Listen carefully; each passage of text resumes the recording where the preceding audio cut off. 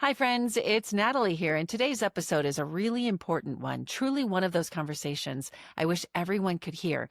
We're going to talk about something many people experience, but hardly many talk about because they don't know about it, toxic mold and its huge impact on your health. I'm joined by Danielle Wollmann, who shares her own personal journey, years of mysterious health struggles, and feeling completely gaslit by doctors and healthcare professionals. She finally discovered that hidden mold in her home was the culprit. Danielle opens up about what those symptoms actually look like and hint, not just the obvious ones, the incredible detective work it takes to uncover mold and why even people in places you wouldn't expect, like dry states, can be affected by mold. Whether you're a parent, someone struggling with weird fatigue or anxiety, or you just want to make sure that your family is safe, you're going to get so much value from today's episode. We're going to talk about tests that actually work and what to do if you suspect mold at work, school, or in a rental. Make sure you hit subscribe so you don't miss more real-life, solution-focused conversations like this one. And if you want more wellness tips, behind-the-scenes updates, and resources mentioned in this episode, sign up for my weekly newsletter at natalietysdal.com. Let's get right into it. You don't want to miss this one. Danielle, thank you for joining me today. Thank you so much for having me. I'm really excited to be here and really excited to share about this topic today. So the topic is one that is not talked about enough. I know you're going to feel the same way. I know you do. And this has personally affected my family in a lot of ways too. I live in a state that's not as wet, but we do still have mold issues, even in the state of Colorado. But some of my family out in Florida and other places, this is a really big issue for people. Give us a little background on how this became so important to you. Well, it hits very close to home for me. This is a very personal issue because it really affected my health in many different ways for a very long time. And for me, longer than most people have to go before they discover toxic mold was the root to a lot of their health issues. And for me, it was 16 years living in the house, probably longer because we had moved from an old house that had mold. But in our one house that made us very sick, it was 16 years that we lived there, where I suspected mold and I was looking for help. I was looking for answers and nobody was able to help me. Nobody gave me answers. And in fact, it was quite the opposite, that I felt gaslit by so many people. I felt gaslit by doctors, by naturopathic doctors, by home inspectors, by remediation companies. And eventually we just took matters into our own hands and we discovered our basement was riddled with hidden toxic mold. Everything looked fine from the inside, from the outside, and it was hidden. And those toxins just caused so many issues for my own health, but also my husband and my 3 kids. And so now I'm just really passionate about sharing all this information with others so other people don't have to spend 10, 15, 20 years searching for answers or feeling gaslit and not getting the help they need. What were the symptoms? What led you to go down this path? And what are the typical symptoms of someone who has mold toxins in their body? That's a great question. My symptoms are symptoms that I see in a lot of the women I work with. One of the first few symptoms that showed up for me was extreme anxiety, to the point where I was feeling debilitated to leave the house even. Everyday actions would just completely drive me to a state of fear of what could go wrong. I wasn't sleeping at night. I developed insomnia. I started to get some skin issues. I went on to develop chronic fatigue syndrome, extreme brain fog, where I had a hard time even getting my words out. I had a hard time communicating. I would go grocery shopping and I couldn't remember my PIN number to pay for groceries. I would try to talk to people and I just wasn't even able to have simple conversations. I went on also to develop an autoimmune disease as a result of the toxic mold exposure, which is another very common symptom we see. Mold is a trigger for a lot of autoimmune diseases, and we're seeing Hashimoto's in particular come up with a lot of women. And that's what I was diagnosed as Hashimoto's, as well as my son. So those are the common ones I see: the anxiety, the fatigue, skin issues, sleep issues, also a lot of hormone issues. Hormone imbalances will happen when exposed to mold as well. Wow, that's a lot. And those are things that so many people go through anyway for lots of different health reasons or family history. How did you find that it was mold? Yeah, that's a great question. So I started having all of these health symptoms before I became a registered holistic nutritionist. And it was actually the reason I went to school, to learn more, because I knew there was more going on. Doctors weren't able to help me or give me answers. I was feeling gaslit, like I said. So I went and I got the education and I started studying and I started applying different things to help myself understand what was going on. Now, what I know now is that education on mold illness, mold toxicity is lacking. So, a lot of us who are natural practitioners, holistic practitioners, naturopathic doctors, we don't get the training we need in school. And most of the time we have to go back and get those courses, get that education because we experience it ourselves and because we're sick ourselves. So for me, it really was digging of, what is happening, what is going on. And it's just researching, all the different root cause. Was it heavy metals? Was it parasites? Mold toxicity. And then we found the hidden mold in our house and all the pieces fit together. And we were able to take the steps to, get out of that house and to recover. And I'm now at a point where, in my mid 40s, I feel better now than I have pretty much my entire life.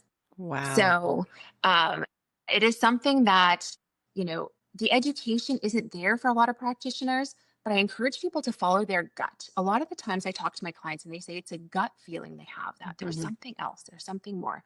And that's what it was for me as well. So I would encourage people to just follow that gut feeling you have and keep digging and keep looking for answers. So how did you ultimately, how do you now that do you work with men, women, families? They come to you because they suspect mold, but they're not sure, or they're trying to detox? How do you help people? Yeah, really good question. So most of the clients that I work with who come to me, they know that there's mold exposure already. They have kind of been through that education. They followed their gut feeling. They discovered mold, and now they're looking for a mold literate practitioner, and that's when they find me. I also coach people. I do have a course, Mold 101 course, that really teaches people all the steps to take if you suspect mold and you don't know yet. Because that's a long road too. That is something that I find people get stuck on because of the lack of education. There are not good mold inspectors out there. There are not a lot of people who really understand the dangers of mold and how to find hidden mold. So I really educate people on that side as well. And then once they're ready to start the detox process, then I guide them through that. And I work with clients on a long-term basis. So usually 6 months to a year to 18 months to get them through the mold detox process. Okay, I have so many questions that are going through my mind right now. The first is, are there areas, when you live in a really humid area, obviously it's much more prevalent in states that are coastal, or correct? Yes and no. So when you live in states that have very high humidity, you can have issues definitely in your house if that humidity level is high all the time. But what I tell everyone is if you live in a house that has indoor plumbing, you are at risk for mold. So mold really does not discriminate. It can be found in dry states, in humid states, Yeah. and new houses, in old houses. It can be found everywhere. That being said, there are places, that have been hurricane prone, that, Yeah. big storms have come through, big flooding events. Those houses really, you have to watch because, is remediation done properly? How long were they sitting wet for? Yeah. After the water came through. But really, I do get asked, what states are safer? And I said, well, there really isn't a safe place. You just have to buy a house that hasn't had any major water events or, plumbing issues. Yes. And following up on that, I have a daughter in Nashville and a daughter in Florida, and they both have dehumidifiers. Here in Colorado, we put water in our homes because it's so dry. But does something like that help? Absolutely. So I get asked all the time, Danielle, what did you do when you bought a new house to prevent mold? And that's exactly one thing that we did is we put dehumidifiers in our house. We live in a fairly dry climate, but what a lot of people don't know is, a brand new house, people think that they're safe because they're brand new. When in reality, sometimes we're seeing some of these new houses are the worst. But for example, a new house is going to have a lot of materials that have been wet in the building process, and you need to dry that out. And if you don't put a dehumidifier in your house to pull out that moisture, those humidity levels will rise. So I always say have, a little meter. You can get them on Amazon, $10, put them in your house and watch that humidity level. You do not want it to rise over 40, 45, 50% maximum, but ideally under So 45. what is the ideal? 35% is 30, healthy? 30 to 35 is getting kind of dry. You might be uncomfortable. You might run into other issues. I like to keep mine at 40. Yeah. 40% is a happy medium. It's comfortable. It's dry enough. You're not going to run into moisture issues. So how would you know? I mean, I think that's one of the big questions for people is, do you call a mold inspector? Is there a home kit? I mean, obviously there are some telltale signs in a bathroom when you see mold spores, but a lot of times it's hidden, right? 100% it's hidden. So this is a great question. This is like the $1,000,000 question. How do you find the hidden mold? How do you know you Mm. have hidden mold?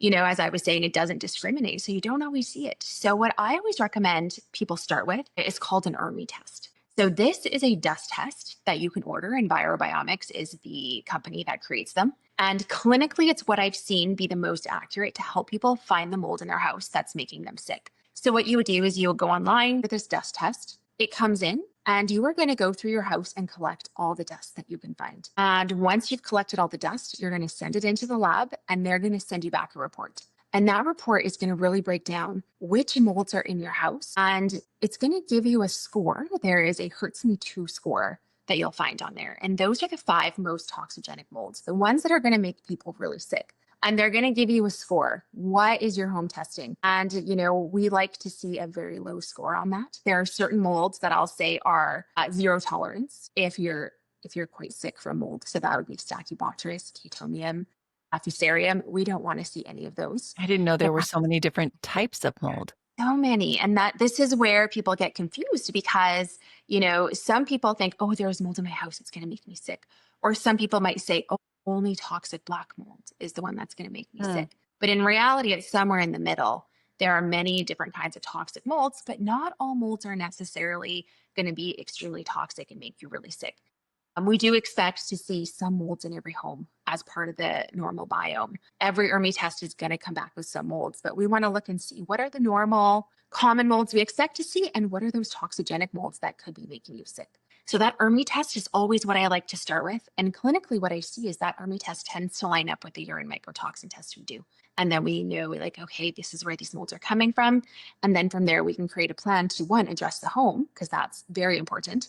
And then also adjust the body as well based on those mycotoxins. So you do this initial test that you recommend. You find that there is something. What is the next step? Is it an expert, or is that something you take care of yourself? Are there people who come in and clear this out, or is it a whole lot deeper than that? Yes, that is a really good question.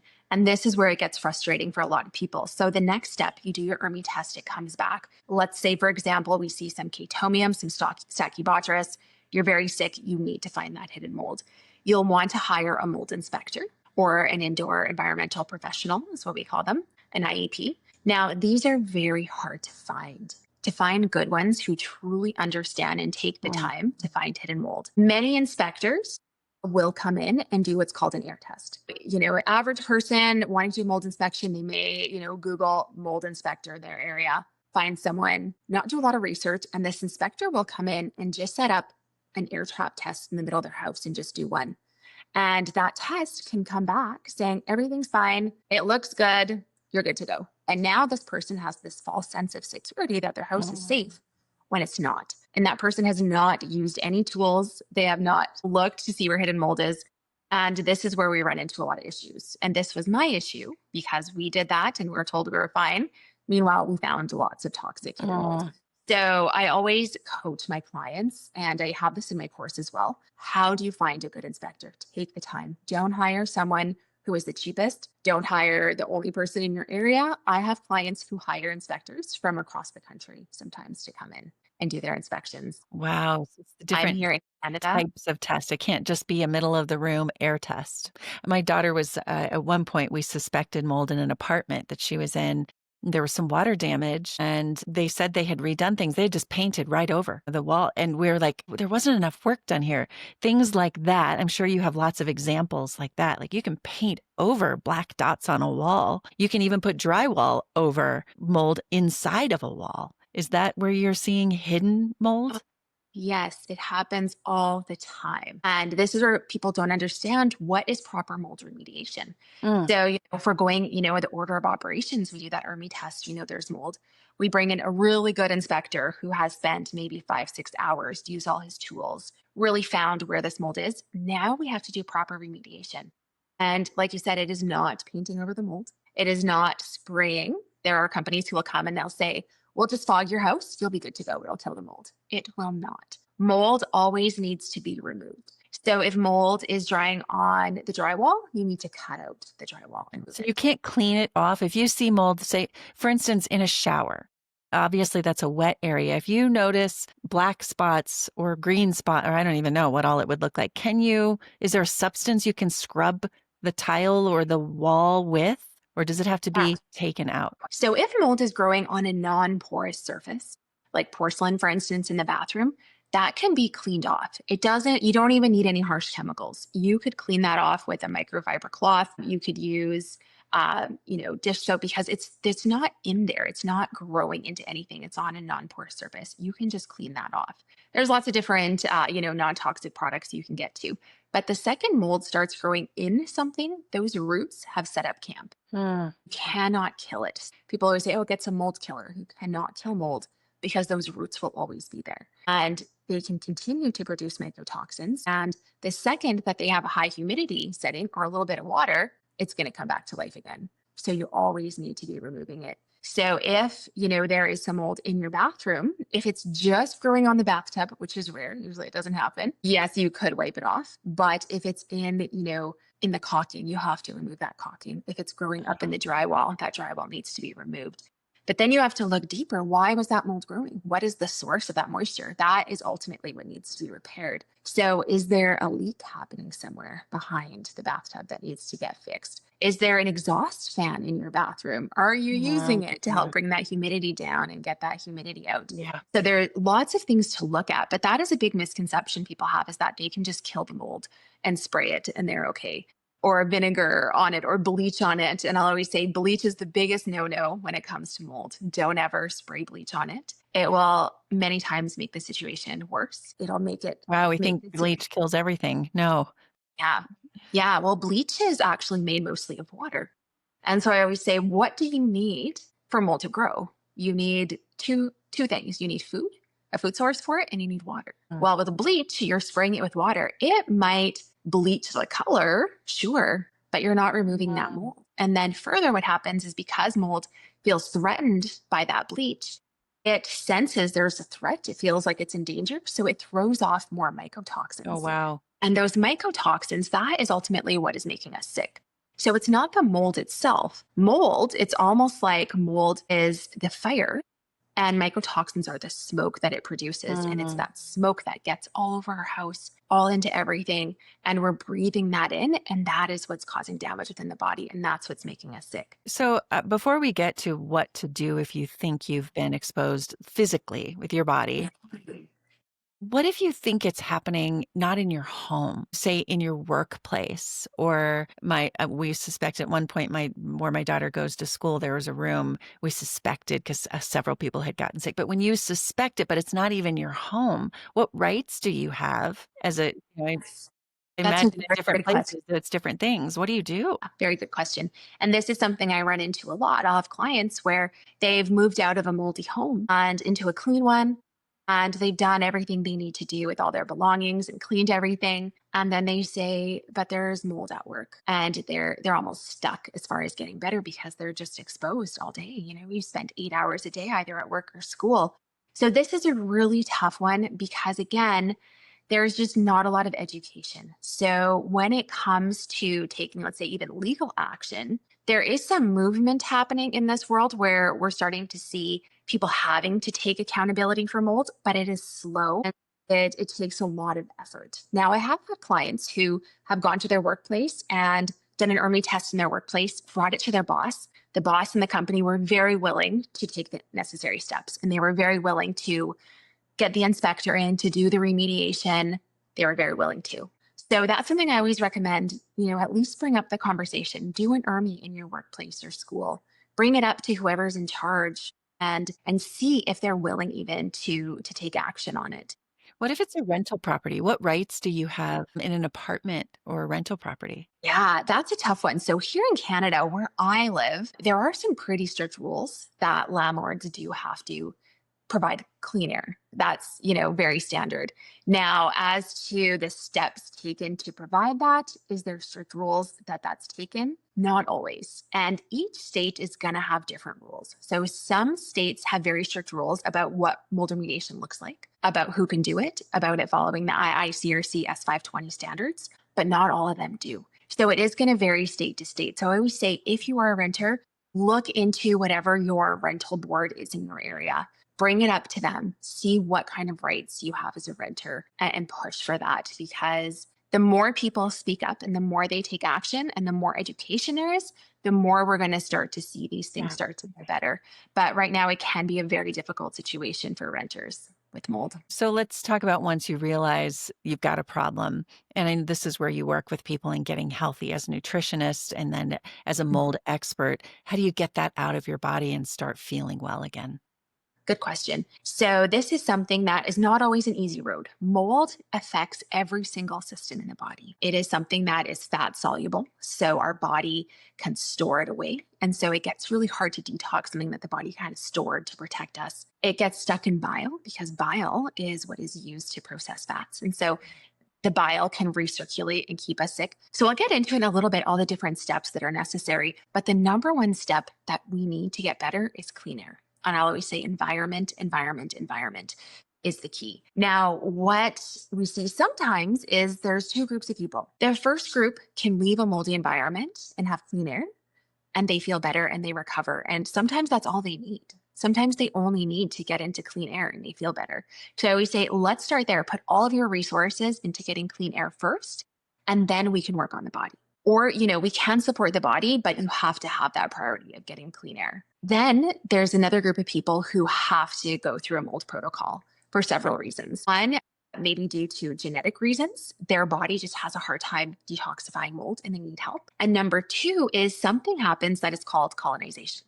So colonization is when you have been living in mold, oftentimes for more than 3 months, and those mold spores that you have been breathing every day actually set up camp inside your sinuses. So the sinuses are a moist, warm place, and mold loves that. So we can often get a colonization up in the sinuses. And so even if you get into clean air, like we say, is you become the moldy building. So you've left, you are now in clean air, but your body is still producing mycotoxins. So part of the protocol that we have to do is we have to make sure that we are getting that sinus colonization under control. So that way your body can actually fully heal. So when it comes to detoxing from mold, there are many different steps. And I always say, if you are someone who is sick from mold, you need to have patience in the process.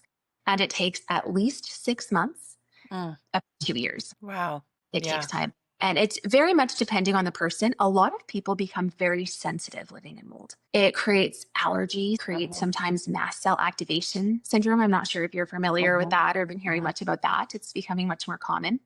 And it creates people who are very sensitive. So as we're doing the detox process, we have to really go in stages. It's almost like an onion. We have to carefully take off one layer at a time before we get to the middle. So we say we have to start first with supporting the body. We have to prepare. We have to make sure the body has some nutrients, has some polyphenols that we get. If there's mast cell activation, we have to stabilize that first. And then we can get into supporting drainage. So drainage is how the body gets rid of toxins.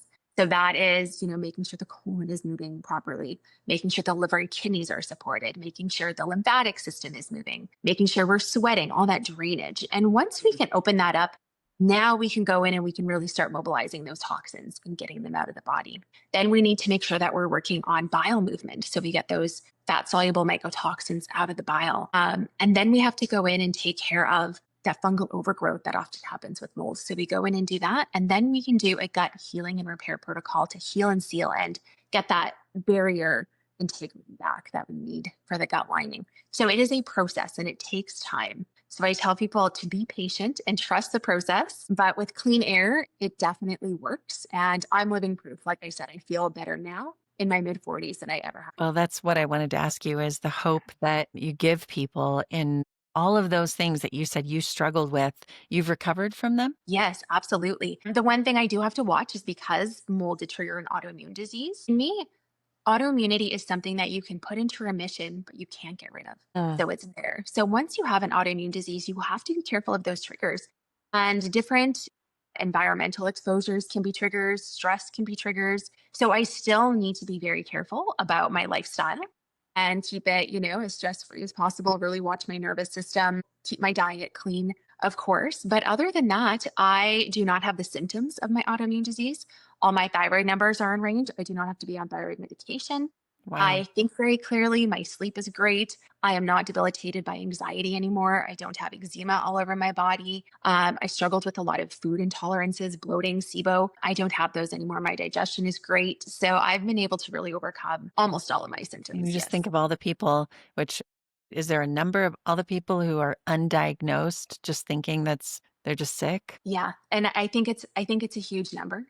I think we're seeing a lot of people start to realize it. But if we look at the number, those of us who are in the mold world, we say, and this is a conservative number, we believe that up to 50% of homes have mold in them. Wow. So Not if just you're looking at homes. I think businesses and schools are businesses, another buildings. whole Yes, I should say thing. buildings. Yeah. Yes, buildings have mold. So when we start looking at that number and we start looking at the amount of people with autoimmune diseases and with recurring gut issues and SIBO that they can't get under control and hormone issues, then you start to look and like, oh, what are those root causes that are Mhm. triggering all those things? And could it be the environment? Wow. Well, thank you so much for the information. I'll be sure to put some links in the show notes, including that first test that you mentioned for testing dust in your house, Yeah, the right? ERMI dust test. Yes.